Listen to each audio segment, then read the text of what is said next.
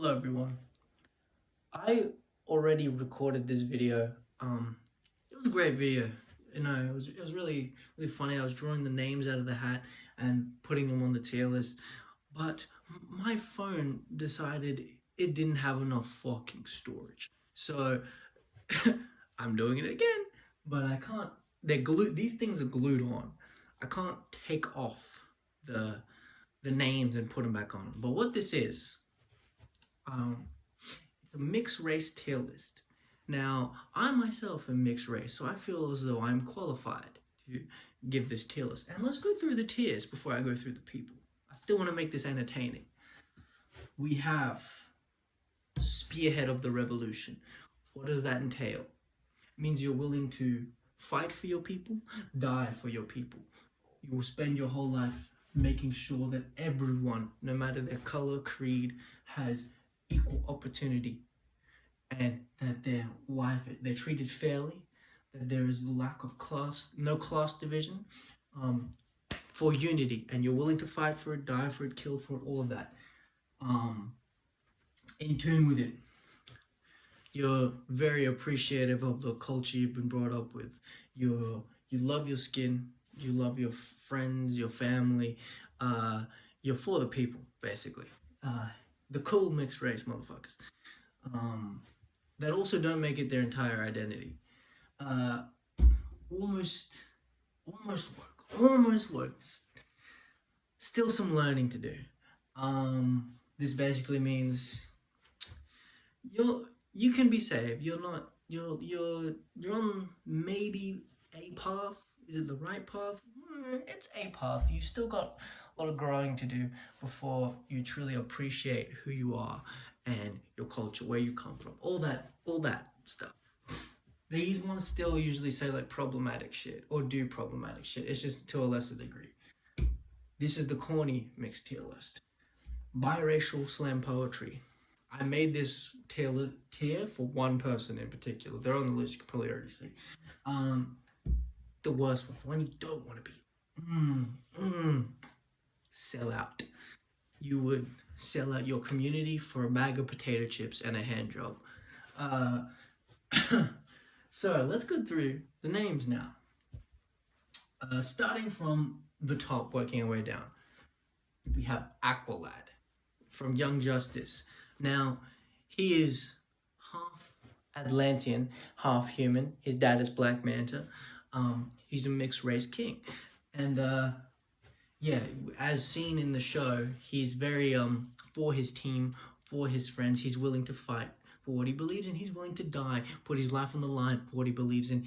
He's a great leader, and he stands up to oppression of any kind. Hence why he's in that tier. Vicente Guerrero, I think I said his name wrong. He was a Mexican and African man, raised in Mexico. He helped fight for Mexico's independence against their colonizers, and he even became president. And when he was president, he made it so that Africans and mixed Africans had the same rights as Mexicans and whites. That was his condition, that when he was signing these treaties, that had to be in place, otherwise he was not signing that shit. So yeah, he's probably at the top, honestly, a real historical figure. We have the light-skinned guy from Castlevania Nocturne. He literally did fight and die for what he believes in. He became a night creature, and when he was a night creature, he was still fighting for people. He was fighting for people to be free. So that's why he belongs here. Rosa Parks. I looked up whether she was mixed. She is. Pretty self-explanatory why she would be here. She didn't exactly punch anybody or fight them, but what she did still took a lot of fucking kahunas, and it paved the way for more civil rights for Black people in America and mixed people as well. So yeah, she obviously belongs up here. Lincoln Clay from Mafia 3. Now, if you've played Mafia 3, you'll understand exactly why he's here. He fought for his community. He would have died for his community. He's literally killing clan members in the fucking game. No shit, he's gonna be here. He's for the people. Now, we have two who are line riders. It means they're in between these two tiers. Now, if you're in either one of those tiers, you're a cool motherfucker, basically. Rodney from Supercell. That is a British show. If you've seen Top Boy, it's kind of like that, but with superpowers. Yeah, and it has a lot of racial and class themes in it. And Rodney is a mixed man. And honestly, at the start of the show, he's here. By the end of the show, I wouldn't say he's spearheading the revolution, but he will be fighting and participating in it. He's also a speedster, so he would be very useful in a revolutionary setting. Earl Sweatshirt, same for him. Start of his career, he'd be here. Now he's grown, and I don't think he'd be spearheading the revolution, but he would be a participant, and he's definitely in tune. These two are definitely in tune. Now, this is a goated tier to be in. Still, don't get it twisted. It means you're just a cool motherfucker that enjoys being mixed, enjoys your dual, triple, whatever the fuck heritage you have. Trevor Noah. Now, I'm biased. He is South African, so he kind of had to be here. But also, he seems like a cool dude.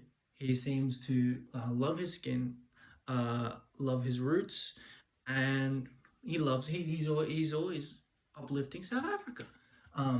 He's also wrote a book about his experience being colored. That I understand that word has different connotations in America, but in South Africa, that just means mixed. Here we have my cousins. Given that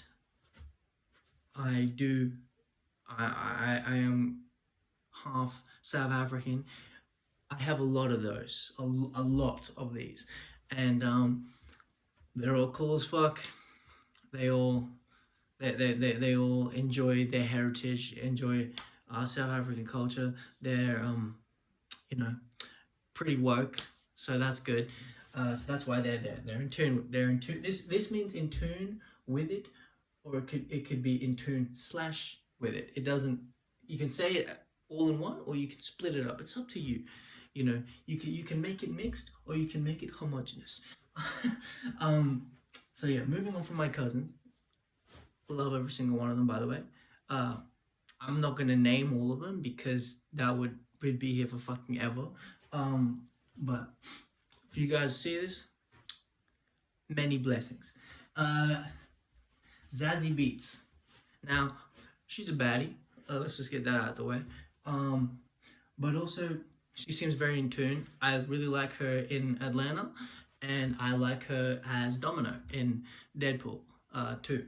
She's very good in Atlanta. I think that's kind of why I put her here. I mean, that's not necessarily reflective of who she is as a person, but I've seen her in interviews. Seems very has high racial self-esteem. That basically anyone in here has high racial self-esteem. Tyla. Now, I love Tyla. I'm a big fan of her music. She's very beautiful too. Not that has any sway in here, but beautiful soul as well. She's very proud of her identity. She's also always, in every award show, every interview, she's always trying to uplift not just South Africa, but a lot of other African countries and Africa in general. She got an award for Afrobeats, and she's like, I appreciate the award, but I'm a piano. I do not make Afrobeats. You guys kind of all just put us all in one group. I really respect that. So yeah, obviously she's gonna be here, and she's fine as fuck too. So like that doesn't hurt. I'll go from here. Tyreek Withers. Now I kind of put him in here just because you have to have pretty high racial self-esteem to do that Atlanta episode he did, and also I've seen interviews of him.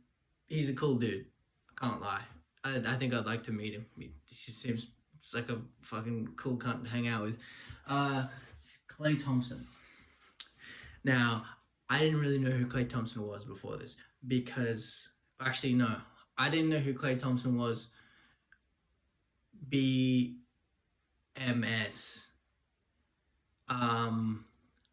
Wait, no, I didn't know who Klay Thompson was. BMTS. What does that stand for? I didn't know who Klay Thompson was before Megan Thee Stallion. He is dating Megan Thee Stallion. He's a basketball player. That's irrelevant though. He's dating Megan Thee Stallion, and he's treating her like the queen she is. So he belongs here. Rosario Dawson. Now, she plays Ahsoka, but I found out about her from Luke Cage and a Daredevil, and I've seen her in interviews. I've seen the way she talks. She's very. She just seems like a very nice lady, and she clearly has high racial self-esteem. She's very proud of her blackness, all of that. So obviously she's here now. These two motherfuckers, Shadow the Hedgehog. I know some people think he's Latino. I think he's mixed race. He could be. I think he's actually mixed Latino and African. So he's going there, but he's done some fucked up shit. So I can't put him all the way up here. So he has to be in the between almost woke and in tune with it. Next one, J. Cole. Now J. Cole's an interesting one. I think he thinks he should be here, but really, what revolutionary stuff has he done? He has one classic album, and I do like a lot of J. Cole songs. He's got a lot of mid in there, man, and he's got a lot of stuff where he's just saying a whole lot of nothing. I gotta be honest, and he said some problematic shit. He said some homophobic shit. He said some transphobic shit. I feel as though in order to be here, you got to be pro kind of everything. You know what I mean? And yeah, he could be here. I might have been a bit too harsh, but he's. I feel like he's still got some learning to do. He's almost woke. Almost woke. Now. But he could be interchangeable. I would not put him here though, at all. He can maybe be bottom of this tier, but I'm still not going to put him there. Because guess what? This is my list. Jasmine Dubois. If anyone has seen the Boondocks, she's the little mixed girl, who's Thomas Dubois' daughter, and just her having him as a dad means that she probably will only be in this tier. But she is young. And she has helped Huey and his revolutionary efforts. So that's why she's here, but she could, a couple of years, she could move up there. You know what I mean? But having the dad she has is going to make it very difficult. I keep knocking the stand, and it's going to look like an earthquake. Anyway, Mark Grayson. Now, I'm talking about Season 3 Mark Grayson. By the end of the series, he'll probably be here, spearheading the revolution, overthrowing tyrannical empire. And you're like, well, isn't pretty much everyone else in this list like mixed black and white, or mixed, black and brown? Or why is he here? Well, he's half Viltrumite, you see, and he's half Asian. So he's going in there. Because he still has a lot to learn, and he's almost woke. He's trying his best. Now, you might be like, why the fuck is Miles Morales in this tier? It's because I'm talking about movie Miles Morales. It's really just because he's pining over Gwen Stacy when she has betrayed him in every single movie. And he doesn't see that Spider-Bite is right fucking there, and she knew him for 10 minutes and did more for him than Gwen has done in that entire fucking movie franchise. Now, if we're talking about comic Miles, he's gonna be either the top of this or the bottom of this tier. But movie Miles and also his actor Shameik Moore, I just can't put him any higher. I really fucking love Miles though. Like, I think Across the Spider-Verse It's probably my favorite Spider-Man movie. But he's still got a lot to learn. Maybe in the third movie he can move up a rung, a tier. Now, Lotto. She was never going to be anything higher than this tier because her name was literally Mulatto when she came into the game, and you know, she kind of played into that a lot, and it's a negative stereotype. You're perpetuating like an old-timey fucking racist term, so you're gonna stay there. And also she does a lot of this I saw an interview where she was like, they're like, oh, how do you like see your man? It's like, oh, my man, my man, my man. And it's like, oh, how does he see you? My bitch, my bitch, my bitch. That's perpetuating patriarchy when you should be trying to dismantle it. So she's definitely staying there. Now, this is the funniest tier. It's the corny mixed person tier list. We have Mary from Sinners. Now, she is played by a white woman who, you know, I think she has a little bit of black, but she's a white woman. But in the movie, they make it a point that she is mixed. So, yeah, she'd definitely do some biracial slam poetry though, so that's why she's there. I could have put her in Sellout because she did sell them out, but it was unintentional. So I'm gonna keep her there. Now, this man is the reason I made this video, and he's the reason I made this tier. Logic. Just listen to any of his music, it fits right into this category. Now this one, I want everyone to do themselves a favor. If you haven't seen it, look up Confessions of a Quadroon on YouTube, and you'll see this lady who calls herself a quadroon, and she's doing biracial slam poetry, and it's dog shit, but it's funny. So obviously she's gonna be in there. Now we got another line writer here, and it is Zoe Saldana. She's in between the biracial slam poetry and the Sellout. See, the biracial slam poetry, a lot of them will use their mixedness as a point for commercialization. So all of these would have done that, and then Zoe also does that, but she's also kind of a sellout. Just look at what she said about Neytiri, who she plays in Avatar. She said Neytiri is a racist because she doesn't like humans, or she doesn't fuck with majority of humanity.